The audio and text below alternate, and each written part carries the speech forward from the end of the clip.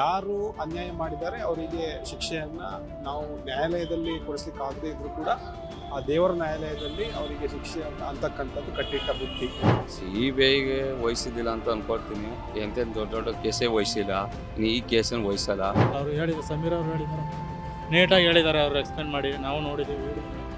ಅದು ಬಂದಮೇಲೆ ಇವರು ಕ್ರಮ ತಗೋಬೇಕು ತಾನೆ, ಏನಕ್ಕೆ ತಗೊಳ್ತಾರೆ ಅವರು, ಅದೇನೇ ಹೇಳ್ತಾ ಇರೋದು. ಎಲ್ಲ ಒಳಗಡೆ ಇವ್ರದ್ದು ಎಲ್ಲ ಇರುತ್ತೆ ತಾನೆಗೇನು ಇದ್ರದಕ್ಕೆ ಏನೋ ತಗೊಳ್ತಾ ಇಲ್ಲ ಇವರು. ಸೌಜನ್ಯ ಪ್ರಕರಣ ಬಗ್ಗೆ ಇವಾಗ ಮರುತನಿಖೆ ಆಗಿದೆ ಅಲ್ವಾ, ಅದ್ರ ಬಗ್ಗೆ ನಿಮ್ಮ ಅಭಿಪ್ರಾಯ ಏನು? ಮರುತನಿಖೆ ಬಗ್ಗೆ ನಮಗೆ ಹೇಳಲಿಕ್ಕೆ ಅಷ್ಟೊಂದು ಮಾಹಿತಿ ಇಲ್ಲ. ಯಾರು ಅನ್ಯಾಯ ಮಾಡಿದ್ದಾರೆ ಅವರಿಗೆ ಶಿಕ್ಷೆಯನ್ನ ನಾವು ನ್ಯಾಯಾಲಯದಲ್ಲಿ ಕೊಡಿಸ್ಲಿಕ್ಕೆ ಆಗದೆ ಇದ್ರೂ ಕೂಡ ಆ ದೇವರ ನ್ಯಾಯಾಲಯದಲ್ಲಿ ಅವರಿಗೆ ಶಿಕ್ಷೆ ಅಂತಕ್ಕಂಥದ್ದು ಕಟ್ಟಿಟ್ಟ ಬುದ್ಧಿ. ಅಷ್ಟೊಂದು ಮಾತ್ರ ನಾವು ಹೇಳಲಿಕ್ಕೆ ಸಾಧ್ಯ. ಈಗ ಹೆಣ್ಮಗುಗೆ ನ್ಯಾಯ ಸಿಗುತ್ತಾ ಅಥವಾ ಸಿಗಲ್ವಾ? ಸಿಗಲೇಬೇಕಾಗತ್ತೆ. ಈಗ ಪ್ರಜಾಸತ್ತಾತ್ಮಕ ನಾವು ಆ ಒಂದು ವ್ಯವಸ್ಥೆಯಲ್ಲಿ ಇರೋದ್ರಿಂದ ಕಾನೂನು ಮೂಲಕವಾಗಿ ಕಾನೂನಿನ ಎದುರಿಗೆ ಎಲ್ಲರೂ ಕೂಡ ಸಮಾನರು. ಯಾರು ತಪ್ಪು ಯಾರು ಮಾಡಿದ್ರು ಕೂಡ ಅದು ತಪ್ಪೇ. ಅಂಥವರಿಗೆ ಶಿಕ್ಷೆ ಆಗಬೇಕು. ಅದು ಶಿಕ್ಷೆ ನ್ಯಾಯಾಲಯದಲ್ಲಿ ಸಿಗದೇ ಇದ್ರೂ ಕೂಡ ಆ ಥರದ ಒಂದು ಶಿಕ್ಷೆಯನ್ನು ನಾವು ಈ ದೇವರ ನ್ಯಾಯಾಲಯದಲ್ಲಾದರೂ ಕೂಡ ಸಿಗುವಂತೆ ಆಗಬೇಕು ಅಂತಕ್ಕಂಥದ್ದು. ಇವಳು ಹೆಣ್ಮಕ್ಳಿಗೆ ಆಗಿರ್ತಕ್ಕಂಥದ್ದು ಅನ್ಯಾಯ, ಇದು ಒಬ್ಬ ಹೆಣ್ಮಗಳಿಗೆ ಆಗಿರ್ತಕ್ಕಂಥದ್ದಲ್ಲ. ಏನು ಸಾಮಾನ್ಯವಾಗಿ ನಾವು ಮಾನವ ಕೋಟಿಯಲ್ಲಿ ಮನುಷ್ಯರಾಗಿ ನಾವು ಇವತ್ತೇನು ಜೀವಿಸ್ತಾ ಇದ್ದೀವಿ, ಪ್ರತಿಯೊಬ್ಬರು ಕೂಡ ಇದ್ರ ಬಗ್ಗೆ ಯೋಚನೆ ಮಾಡಬೇಕಾಗತ್ತೆ. ಆತ್ಮಸಾಕ್ಷಿಗೆ ಅನುಗುಣವಾಗಿ ಅವರು ತಮ್ಮ ಒಂದು ನಿಲುವನ್ನ ವ್ಯಕ್ತಪಡಿಸಲೇಬೇಕಾಗತ್ತೆ. ಶಿಕ್ಷೆ ಆಗದೇ ಇದ್ರೂ ಕೂಡ ಅವರಿಗೆ ಒಂದು ರೀತಿಯಲ್ಲಿ ಅವ್ರು ಮಾಡಿರ್ತಕ್ಕಂತಹ ಕೆಲವು ಹೀನ ಕೃತ್ಯಗಳಿಗೆ ಒಂದು ರೀತಿಯ ಬೆಲೆ ತರಬೇಕಾಗುತ್ತೆ. ಸೊ ಇಷ್ಟು ನನ್ನ ಅಭಿಪ್ರಾಯ ಅಷ್ಟೇ.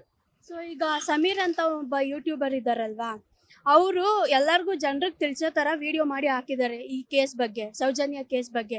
ಈಗ ಅವ್ರಿಗೆ ಜೀವ ಬೆದರಿಕೆ ಆಗ್ತಾ ಇದ್ದಾರೆ ಅಂತ ಒಂದು ಸುದ್ದಿ ಬರ್ತಾ ಇದೆ. ಅದ್ರ ಬಗ್ಗೆ ನಿಮ್ಮ ಅಭಿಪ್ರಾಯ ಏನು? ಅದು ವೈಯಕ್ತಿಕವಾಗಿರ್ತಕ್ಕಂಥ ಅಭಿಪ್ರಾಯ. ನಾನು ಅದ್ರ ಬಗ್ಗೆ ಏನು ಹೇಳಲಿಕ್ಕೆ ಇಚ್ಛೆ ಪಡಲ್ಲ. ಸರಿ, ಆಯಿತು. ಈಗ ಸೌಜನ್ಯಗೋಸ್ಕರ ನ್ಯಾಯ ಸಿಗಬೇಕು ಅಂತ ಹೋರಾಟ ಮಾಡಬೇಕು ಅಂದ್ಕೊಂಡ್ರೆ ನೀವು ಮಾಡ್ತೀರಾ ಹೋರಾಟ? ನಾನು ಸಾಧಾರಣ ನನ್ನ ಕೈಲಿ ಆಗಿದ್ದು ಏನಿದೆ ಅದನ್ನು ಮಾಡ್ತೇನೆ. ಸೊ ನ್ಯಾಯ ಯಾರ ಪರವಾಗಿದೆ ನಾವು ಅವ್ರ ಪರವಾಗಿಯೇ ಇರ್ತೀವಿ. ಸೊ ನೋಡೋಣ ಮುಂದಿನ ದಿನಗಳಲ್ಲಿ ಏನಾಗ್ಬೋದು ಅಂತೇಳಿ. ಈಗ ಸರ್ಕಾರ ಹೆಣ್ಮಕ್ಳಿಗೆ ಅಂತ ಈಗ ಪ್ರೊಟೆಕ್ಟ್ ಮಾಡಬೇಕು, ಹೆಣ್ಮಕ್ಳಿಗೆ ಅಂತ ಒಂದು ಸ್ಕೀಮ್ ತರಬೇಕು, ಅವರು ಸೇಫಾಗಿರಬೇಕು, ಇಂಥದ್ದೆಲ್ಲ ನಡಿಬಾರ್ದು ಅಂತ ಒಂದು ಸ್ಕೀಮ್ ತರಬೇಕು ಸರ್ಕಾರ ಅಂತಂದರೆ ನೀವು ಏನು ತರಬೇಕು ಅಂತ ನೀವು?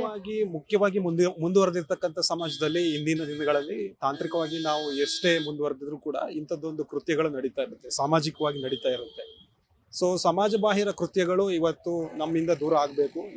ಇವತ್ತು ಬುದ್ಧಿವಂತರು ಅಂತ ಹೇಳ್ಕೊಳ್ತಾ ಇದ್ದೀವಿ, ವಿದ್ಯಾವಂತರಾಗಿದ್ದೇವೆ, ದೇಶಕ್ಕೆ ನಮ್ಮದೇ ಆಗಿರ್ತಕ್ಕಂಥ ಕೊಡುಗೆಯನ್ನು ಕೊಡ್ತಾ ಇದ್ದೇವೆ. ಇಂತಹ ಒಂದು ಸಮಾಜದಲ್ಲಿ ಇದ್ದು ಕೂಡ ಈ ಒಂದು ಸ್ಥಿತಿಯಲ್ಲೂ ಕೂಡ ನಾವಿವತ್ತು ಈ ಹಂತಕ್ಕೆ ಬಂದಿದ್ದೇವಲ್ವಾ ಅಂತಕ್ಕಂಥದ್ರ ಬಗ್ಗೆ ನೋವಿದೆ. ಈಗ ಸೌಜನ್ಯ ಕೇಸ್ ಮರುತನಿಖೆ ಆಗಿದೆ ಅಲ್ವಾ, ಅದ್ರ ಬಗ್ಗೆ ಏನು ಹೇಳೋಕೆ ಇಷ್ಟಪಡ್ತೀನಿ? ಅದು ಸೌಜನ್ಯಗೆ ಕರೆಕ್ಟಾಗಿ ನ್ಯಾಯ ಸಿಗಬೇಕು. ಅವ್ರಿಗೆ ಕರೆಕ್ಟಾಗಿ ಸರ್ಕಾರ ನಿಟ್ಟಿನಲ್ಲಿ ಕೆಲಸ ಮಾಡಬೇಕು. ಅದರಿಂದ ಅವ್ರಿಗೆ ಇಲ್ಲಿ ತನಕ ಅನ್ಯಾಯ ಆಗಿದೆ, ಅವ್ರ ಕುಟುಂಬಕ್ಕೆ ಬದ್ಧತೆ ಕೊಡಬೇಕು. ಮತ್ತು ಅದು ಕರೆಕ್ಟಾಗಿ ಸಾಕ್ಷಿ ಸಮೇತ ಪ್ರತಿಯೊಂದು ಬದ್ಧತೆ ಕೊಟ್ಟು ನ್ಯಾಯ ಭದ್ರಾಗಿ ಸಿಕ್ಕುವಂಗೆ ನೋಡ್ಕೋಬೇಕು ಸರ್ಕಾರ. ಈಗ CBI ಸರ್ಕಾರ ಅದು ಮಾಡುತ್ತೆ ಅಂತ ಅನ್ಕೊಳ್ತಾ ಇದ್ದೀರಾ? ಈಗ ನ್ಯಾಯ ಕೊಡಿಸ್ತಾರೆ ಅಂತ ಅನ್ಸುತ್ತಾ ನಿಮಗೆ? CBIಗೆ ವಹಿಸಿದ್ದಿಲ್ಲ ಅಂತ ಅನ್ಕೊಳ್ತೀನಿ. ಎಂತೆಂತ ದೊಡ್ಡ ದೊಡ್ಡ ಕೇಸೇ ವಹಿಸಿಲ್ಲ, ಈ ಕೇಸನ್ನು ವಹಿಸಲ್ಲ.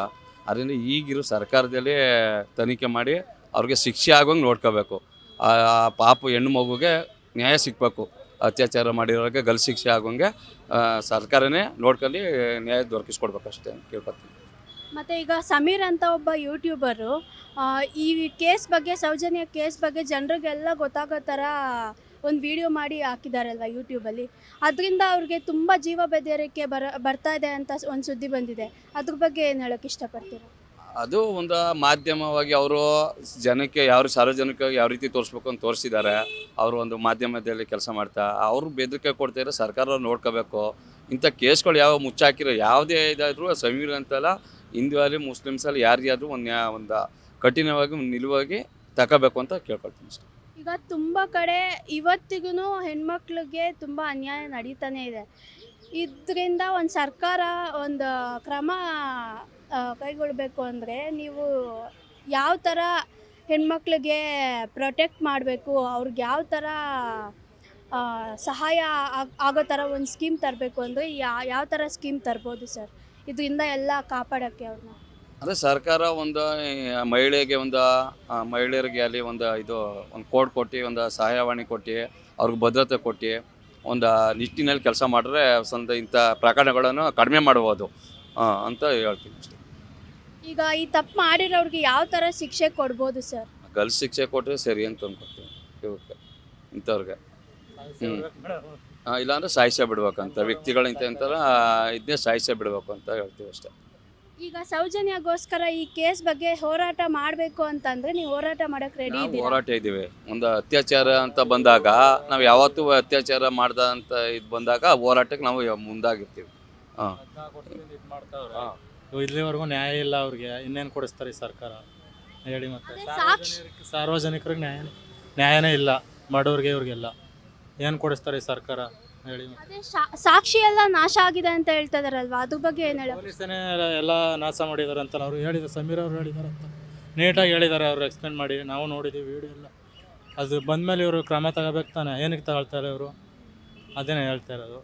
ಎಲ್ಲ ಒಳಗಡೆ ಇವ್ರದ್ದು ಎಲ್ಲ ಇರುತ್ತೆ ತಾನೆ ಗೇಮ್, ಇದ್ರದಕ್ಕೆ ಏನೋ ತಗೊಳ್ತಾಯಿಲ್ಲ ಇವರು. 14 ವರ್ಷದ ನ್ಯಾಯ ಸಿಕ್ಕಿಲ್ಲ ಅಂತಂದರೆ ಎಲ್ಲ ಇವ್ರದ್ದೇ ತಾನೆ, ಅಷ್ಟೇನು. ಈಗ ಸೌಜನ್ಯಗೆ ನ್ಯಾಯ ಸಿಗುತ್ತಾ ಸಿಗಲ್ವಾ? ಮನ್ಸು ಮಾಡಿದ್ರೆ ಸಿಕ್ಬೋದು ಇವರು ಮೇಡಮ್. ಸಾಕ್ಷಿ ಇಲ್ಲ ಅಂದ್ರೆ ಗೊತ್ತು ತಾನೆ ಯಾರು ಮಾಡೋರು ಏನೂ ಇಲ್ಲ, ಸಿಕ್ಬೇಕು ತಾನೆ. ಸಿಕ್ಕಿದ್ರೆ ಸಿಕ್ಬೋದು, ಇಲ್ಲ ಅಂದ್ರೆ ಇಲ್ಲ ಮೇಡಮ್, ಅಷ್ಟೇ. ಸೌಜನ್ಯ ಕೇಸ್ ಮರುತನಿಖೆ ಬಗ್ಗೆ ಏನು ಹೇಳೋಕ್ಕೆ ಇಷ್ಟಪಡ್ತೀರಾ ಸರ್? ಸೌಜನ್ಯ ಕೇಸ್ ಬಗ್ಗೆ ಮರುತನಿಖೆ ಪ್ರಾರಂಭವಾಗಿದ್ದು ತುಂಬ ಸಂತೋಷ. ಯಾಕೆಂದರೆ ಅವರಿಗೆ ಒಂದು ನ್ಯಾಯ ದೊರಕಿಸಿಕೊಡ್ಬೇಕಂತಂದು, ನ್ಯಾಯ ಇನ್ನೂ ಜೀವಂತವಾಗಿದೆ ಅಂತಂದು ನಾನು ನಂಬುತ್ತೇನೆ. ಮತ್ತು CBI ಸರ್ಕಾರ ಬಂದು ಈಗ ಆ ಹುಡುಗಿಗೆ, ಆ ಹೆಣ್ಮಗುಗೆ ನ್ಯಾಯ ಕೊಡಿಸ್ತಾರೆ ಅಂತ ಅನಿಸುತ್ತಾ ನಿಮಗೆ? ಖಂಡಿತ ನ್ಯಾಯ ಸಿಗುತ್ತೆ ಅಂತಂದು ನಮ್ಮ ಭಾರತದ ಸಂವಿಧಾನದ ಪ್ರಕಾರ ನ್ಯಾಯಾಲಯದಲ್ಲಿ ನಂಬಿಕೆ ಉಂಟು, ನ್ಯಾಯ ಸಿಗುತ್ತೆ. ಮತ್ತು ಸಮೀರ್ ಅನ್ನೋ ಒಬ್ಬ ಯೂಟ್ಯೂಬರು ಜನರಿಗೆಲ್ಲ ತಿಳಿಸೋ ಥರ ಒಂದು ವಿಡಿಯೋ ಮಾಡಿ ಹಾಕಿದ್ದಾರೆ ಈ ವಿಷಯದ ಬಗ್ಗೆ, ಈ ಕೇಸ್ ಬಗ್ಗೆ, ಸೌಜನ್ಯ ಕೇಸ್ ಬಗ್ಗೆ. ಅವ್ರಿಗೆ ಜೀವ ಬೆದರಿಕೆ ಆಗ್ತಾ ಇದ್ದಾರೆ ಅಂತ ಸುದ್ದಿ ಬರ್ತಾ ಇದೆ, ಅದ್ರ ಬಗ್ಗೆ ಏನು ಹೇಳೋಕ್ಕೆ ಇಷ್ಟಪಡ್ತೀರಾ? ಅದು ನಮಗೆ ಅವರಿಗೆ ವೈಯಕ್ತಿಕವಾಗಿ ಬಂದಿರ್ಬೋದು, ಬಟ್ ನಮಗೆ ಮಾಹಿತಿ ಇಲ್ಲ, ಗೊತ್ತಿಲ್ಲ. ಬಟ್ ಜೀವ ಬೆದರಿಕೆ ಹಾಕೋದು ತಪ್ಪು ಅನ್ನಿಸ್ತದೆ. ಈಗ ಸರ್ಕಾರ ಹೆಣ್ಮಕ್ಳಿಗೆ, ಈಗ ತುಂಬ ಕಡೆ ಈಗ ಹೆಣ್ಮಕ್ಳಿಗೆ ಅನ್ಯಾಯ ನಡೀತಾ ಇದೆ ಅಲ್ವಾ, ಈ ಥರ ರೇಪ್ ಕೇಸ್ಗಳು ಅದು ಇದು ಅಂತ ತುಂಬಾ ನಡೀತಾ ಇದೆ. ಈಗ ಸರ್ಕಾರ ಬಂದು ಹೆಣ್ಮಕ್ಳಿಗೆ ಪ್ರೊಟೆಕ್ಟ್ ಮಾಡೋ ಥರ ಒಂದು ಸ್ಕೀಮ್ ತರಬೇಕು ಅಂತ ಅಂದರೆ ಯಾವ ಥರ ಸ್ಕೀಮ್ ತರ್ಬೋದು? ಯಾವ ಥರ ಸ್ಕೀಮ್ ಅಂತಂದರೆ ಯೋಚನೆ ಮಾಡಬೇಕಾಗತ್ತೆ. ಎಲ್ಲ ಸರ್ಕಾರ, ಎಲ್ಲ MLA ಮತ್ತು ಮಿನಿಸ್ಟ್ರುಗಳು ಒಂದು ಇದರ ಬಗ್ಗೆ ಮೀಟಿಂಗ್ ಮಾಡಿಬಿಟ್ಟು ಒಂದು ಇತ್ಯರ್ಥವಾಗಬೇಕು. ಒಂದು ಹೊಸ ನೀತಿ ತಂದರೆ ಒಳ್ಳೆಯದಿರುತ್ತೆ. ಅಂದರೆ ಯಾವ ಥರ ನೀತಿ ತರಬೇಕು ಅಂತ ನಿಮ್ಗೆ ಅನಿಸುತ್ತೆ ಸರ್? ಇಂಥ ಕೇಸ್ಗಳಲ್ಲಿ ಯಾರಾದರೂ ಸಿಕ್ಕಾಕೊಂಡ್ರೆ ಅವ್ರಿಗೆ ಕ್ರೂರವಾದ ಶಿಕ್ಷೆ ಕೊಡಬೇಕು. ಕ್ರೂರವಾದ ಶಿಕ್ಷೆ ಕೊಟ್ಟು ಅದನ್ನು ಬಹಿರಂಗಪಡಿಸ್ಬೇಕು. ಅಂದರೆ ಬೇರೆ ಮುಂದೆ ಬರುವ ಎಲ್ಲ ಜನಗಳಿಗೆ ಗೊತ್ತಾಗಬೇಕು ಯಾವ ಥರ ಕಠಿಣ ಶಿಕ್ಷೆ ಇದೆ ಅಂತಂದು. ಆ ರೀತಿ ಮಾಡೋದರಿಂದ ಇಂಥ ರೇಪ್ ಕೇಸುಗಳು ಕಡಿಮೆ ಆಗಬಹುದು ಅಂತಂದು ನನ್ನ ಅನಿಸಿಕೆ. ಈಗ ಹೆಣ್ಮಗುಗೆ ನ್ಯಾಯ ಸಿಗುತ್ತಾ ಸಿಗಲ್ವಾ? ಸಿಗ್ಬೋದಾ ಅಥವಾ ಸಿಗ್ದಂಗೆ ಹೋಗ್ಬೋದಾ? ನಿಮ್ಮ ಅನಿಸಿಕೆ ಏನು? ನನ್ನ ಅನಿಸಿಕೆ ಸಿಗುತ್ತೆ ಅಂತ ಅನ್ನಿಸ್ತಾ ಇದೆ. ಯಾಕಂದರೆ ನ್ಯಾಯ ಸಿಗಲಿಕ್ಕೆ ಕಾರಣ ಇರೋದರಿಂದ ಓಪನ್ ಆಗಿದೆ, ಸಿಗ್ಬೋದು ಸರ್. ಆದರೆ ಸಾಕ್ಷಿ ಎಲ್ಲ ನಾಶ ಆಗಿದೆ ಅಂತ ಹೇಳ್ತಾ ಇದಾರಲ್ವಾ? ಅದು ಇಂಟರ್ನಲ್ಲು ನಮಗೆ ಗೊತ್ತಾಗಲ್ಲ, ಪಬ್ಲಿಕ್ ನಾವು ಆಚೆ ಇರೋದರಿಂದ ಅದ್ರ ಬಗ್ಗೆ ನನಗೆ ಹೆಚ್ಚಾಗಿ ಮಾಹಿತಿ ಗೊತ್ತಿಲ್ಲ. ನಾಶ ಪಡಿಸಿದ್ರೂ ಬೇರೆ ಡಾಕ್ಯುಮೆಂಟ್ಸ್ ಇರ್ಬೋದಲ್ವ, ಸಾಫ್ಟ್ ಕಾಪಿ ಅಥವಾ ಹಾರ್ಡ್ ಕಾಪಿ ಎರಡರಲ್ಲಿ ಒಂದು ಇದ್ದೇ ಇರುತ್ತೆ. ಸೊ ಅದನ್ನು ರೀಪ್ರೊಡ್ಯೂಸ್ ಮಾಡ್ಬೋದು. ಹೆಚ್ಚಿನ ಸುದ್ದಿಗಳಿಗಾಗಿ ನಮ್ಮ ಚಾನೆಲ್ನ ಸಬ್ಸ್ಕ್ರೈಬ್ ಮಾಡಿ.